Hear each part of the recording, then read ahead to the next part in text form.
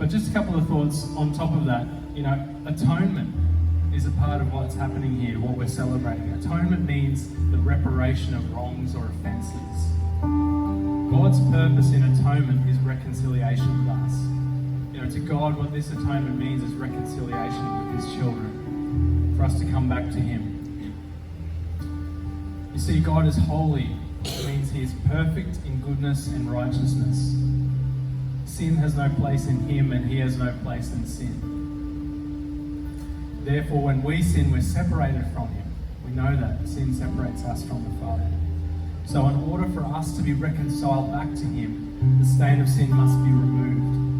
And some of you may be familiar reading through some of the early books of the Bible, through Leviticus particularly. We see a lot of the processes that were put in place there for God's people to actually pass on their sin to an animal. They would have to place their hand on the head of a bull when it would be slaughtered. And so sin was dealt with, was passed on, and blood was shed for sin to be dealt with.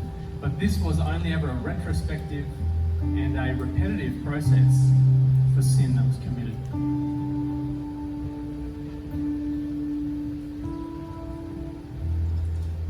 I want to read to you from Hebrews chapter 10. Feel free to have a look there yourself if you'd like to. Hebrews chapter 10, there's a bit of a passage here, let me read it to you.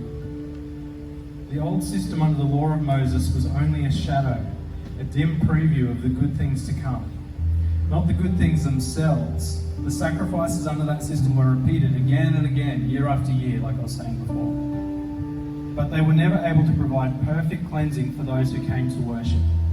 If they could have provided perfect cleansing, the sacrifices would have stopped, for the worshippers would have been purified once for all time, and their feelings of guilt would have been disappeared.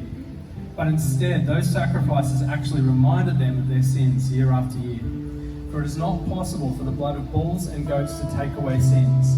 That is why when Christ came into the world, he said to God, "You did not want animal sacrifices or sin offerings, but you have given me a body to offer. You were not pleased with burnt offerings or other offerings for sin. Then I said, look, I have come to do your will, O God, as it is written about me in the scriptures. First Christ said, you did not want animal sacrifices or sin offerings or burnt offerings or other offerings for sin, nor were you pleased with them, though they are required by the law of Moses. Then he said, look, I have come to do your will.